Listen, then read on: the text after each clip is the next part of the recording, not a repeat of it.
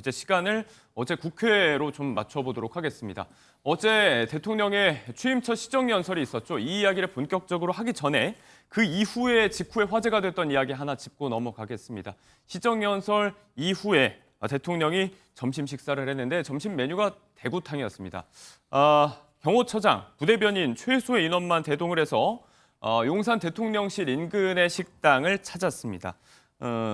이게 어떤 의미인지 골목 상권을 찾은 행보, 여기에 대해서 대통령실이 직접 얘기한 게 있더라고요, 부위원장님. 그렇죠. 뭐 대통령실에서 자체적으로 밥을 먹을 수도 있겠습니다만 국회에서 추경안을 설명하고 나서 이 부대변인과 최소한의 경호 인력을 대동하고 식당을 갔거든요. 이건 골목 상권에 지금 사람이 필요하고 소비 심리가 살아나야 된다.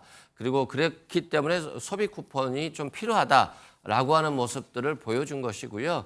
추경안 설명 과정에서도 대통령이 뭐 민생이라는 표현으로 경제, 성장이라는 표현으로 위기라는 표현으로 처음부터 끝까지 사실상 경제 얘기를 한 거거든요. 예. 그만큼 경제가 중요한 것이고 지금 이제 소비 심리가 살아나고 있습니다. 그런데 이 다음은 실물 경제가 살아나야 되는 것이거든요. 기업들의 투자가 늘고 사람들의 일자리가 늘어나야 되는 것이기 때문에 네. 지금 경제적인 마중물로서 이 소비 쿠폰 등 이번 추경 예산에 대해서 굉장히 중요하다라고 하는 것을 국회에서 설명하고 또 식당에서 몸소 밥을 먹으면서 네. 또 그런 것들을 상징적으로 보여주는 것이라고 보면 될 것 같습니다. 골목 경제 활성화를 이런 방식으로 해야 된다. 이게 이제 경제 활성화의 마중물이 돼야 한다. 이런 대통령실의 입장이었습니다. 일단 이게 뭐 취임 이후에 이런 행보가 좀 많았잖아요. 공식 행사 갔다가 뭐 시장 가고 이렇게 예정됐던 행보는 아니었던 것 같은데 뭐 이제 왜 메뉴가 또 대구탕이냐 이런 거에 대해서 이게 통합의 의미인가 이런 질문도 나왔고 앞치마 색깔 이런 거에도 의미 부여해야 되나 이런 얘기도 나오고 있는데 자 아무튼 대통령의 이런 깜짝 행보들 어떻게 보세요, 대변인? 대구탕이라는 게 이게 대구 지명 얘기하시는 예, 건가요? PK 얘기. 네, 그렇게 볼 수도 있군요. 저는 뭐 좋게 봅니다. 긍정적인 뭐 국민들께서 저런 모습 보면서 뭐 다 기분 좋아하시지 않겠습니까? 다만 명실이 상부해야 되는 거죠. 모든 일이 세상 모든 일이 그렇습니다. 내실과 외양이 네. 일치해야 이게 오래 가는 겁니다. 그런데 우리가 문재인 정부 때도 이른바 탁현민 퍼포먼스 쇼 이런 것들이 초기에는 호평을 받았지만 갈수록 이게 지속되지 못해요. 그러려면 정말 국회에 가서 시정연설도 하시고 야당 대표들 만나서 네. 식사도 같이 하시고 이런 그 겉모습의 변화들이 실질적으로 야당을 존중하고 협치하려는 의지가 있는가 이 내실로도 나타나야 되는 것이거든요. 예. 그런데 지금 보이는 모습에서는 그런 것은 사실 없습니다. 법사위원장, 예결위원장 같은 당연히 대화와 협치와 그것을 위해서 지켜져야 되는 국회의 원칙과 관행들 네. 그냥 우리는 우리 식대로 그냥 계속하겠다라는 것이고 어제 헌법재판관 후보자 2명 임명되는 것의 그 과정에서도 이번에 몇 달 동안 인권법, 우리법, 김명수 대법원 때의 폐해가 얼마나 큰지를 많은 국민들이 체감을 하셨는데 불구하고 또 김명수 체제의 핵심이었던 그 후보자, 우리법, 인권법 출신들 다 지명됐습니다. 노란봉투법이라든가 양곡관리법 같은 우리 사회 양론이 팽팽하게 맞서고 있는 이런 것에 대해서도 대화하겠다는 의지 전혀 보이지 않고 있습니다. 그러니까 저는 이런 부분들이 해결되면서 저런 모습이 보여져야 그것이 정말 국민들이 박수칠 수 있는 그런 국정의 방향이 될 것이라고 생각합니다. 현안과 현장과의 접촉 면적을 늘려가고 있는 행보, 그 이면에 이제 또 어떤 추진 방식이라든지 좀 구체적인 정책 추진에 관한 근본적인 우려도 제기를 해주셨고요. 자, 이 식사가 있기 전에 있었던 어제 대통령의 첫 시정연설, 어제 또 생방송으로 많이들 함께 하셨을 텐데 일단 그 모습을 저희가 좀 모아봤습니다. 모아보시고 나서 잠시 후에 이야기 나눠보겠습니다.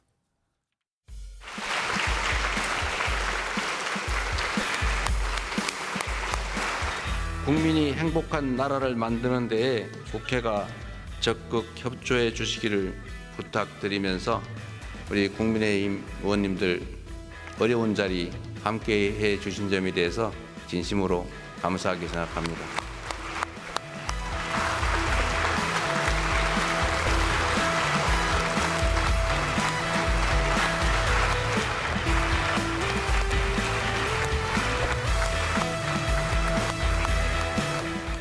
탈법과 거짓말을 하는 자정비라의 총리 적극 철회하라.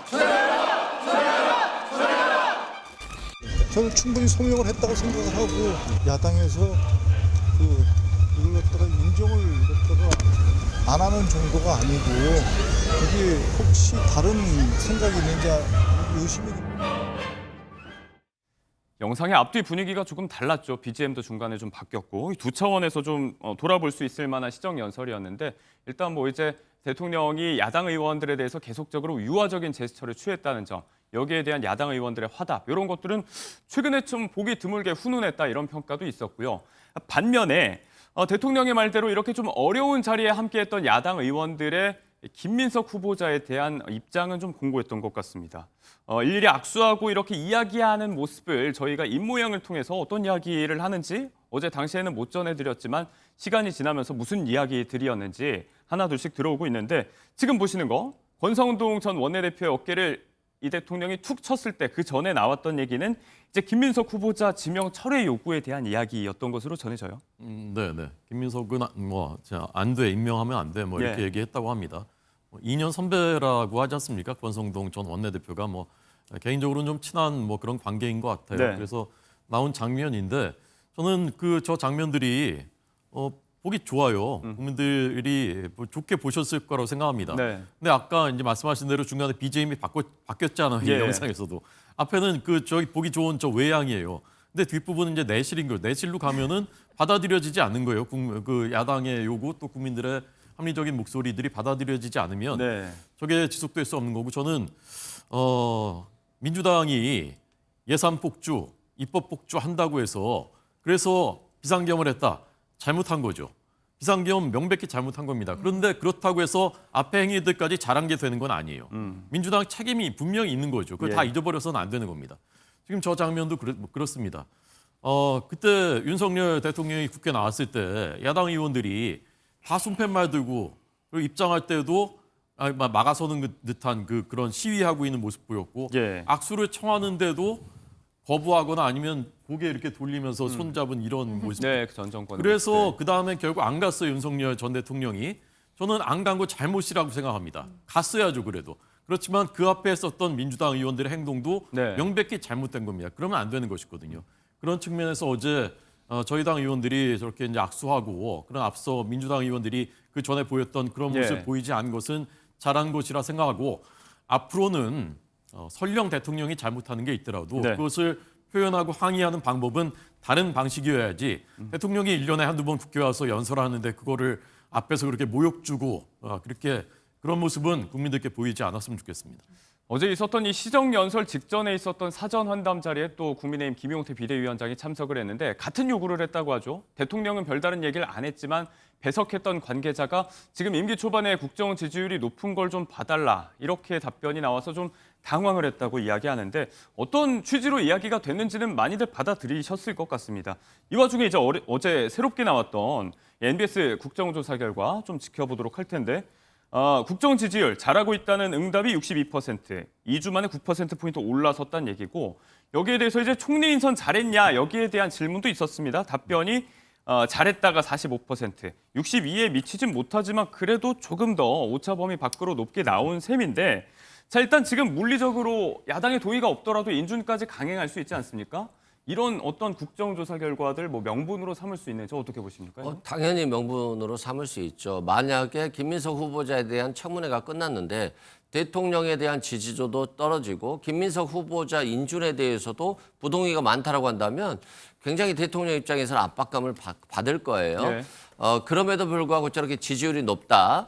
그리고 이번 청문회 과정에 있어서 저 정도면 좀 무난했다. 뭐 실력도 있는 사람이지만 도덕성에 있어서도 크게 흠결은 없다. 그래서 한번 맡겨보자라고 하는 국민들의 의사가 표현된 거다라고 말씀드리고 초대 총리잖아요. 대통령이 임명을 했고 이 초대 총리가 사실상 국무총리가 돼서 국정을 또 이끌어주고 보좌해주는 것들이 네. 대통령 입장에서는 굉장히 중요한데 초대가 낙마해버리면 굉장히 압박감과 부담감이 있을 거예요. 네. 그럼에도 불구하고 국민들께서 너그럽게 봐주셨기 때문에 김민석 후보자가 총리로 임명돼서 네.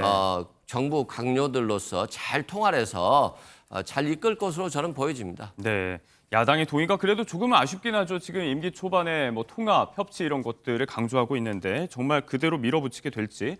자, 일단은 여론조사 결과긴 합니다만 뭐 총리 인준 잘했다는 답변 45%, 31%의 반대 의견과 차이가 조금 있긴 합니다. 네. 호준석 대변인께서는 이 결과 어떻게 받아들이시겠습니까?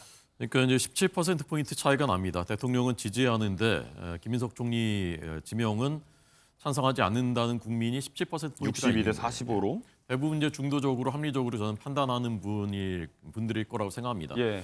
저는 지금 이제 정부 초이기 때문에 어쨌건 대통령에게 힘을 실어주자 이런 분위기가 반영이 됐을 텐데 네. 이것을 이제 그 오독을 하면 계속 그냥 우리 뜻대로 그냥 힘으로 밀어붙이면 된다 이렇게 오독을 하면 이 17%포인트 무시하고 갔었던 것이 나중에는 감당할 수 없는 결과로 돌아올 수 있습니다. 그래서 뭐 어차피 이렇게 갈 것 같은데 그렇더라도 이 민심에 대해서는 네. 오독하지 마시고 무섭게 받아들이셔야 된다고 생각하고 네. 저는 김민석 총리 후보자가 뭐 그렇게 일을 잘할 것 같지는 않아요. 그러니까 채무 비율도 예. 모르는 거 보고 저는 굉장히 충격을 현안 질문에 받았고 대해서. 네. 예산을 헌정사상 처음으로 삭감했었던 게 불과 몇 달 전인데 그때 국회 제1당의 수석 최고위원이었는데 예산안 규모도 모르고서 그걸 했나? 예. 정말 좀 놀랐습니다. 네, 아무튼 청문 시한이 29일까지인데 채택 보고서 쉽지 않을 것 같고요. 보고서 채택이 쉽지 않을 것 같고요. 인준까지 어떻게 될지 한번 지켜보도록 하겠습니다.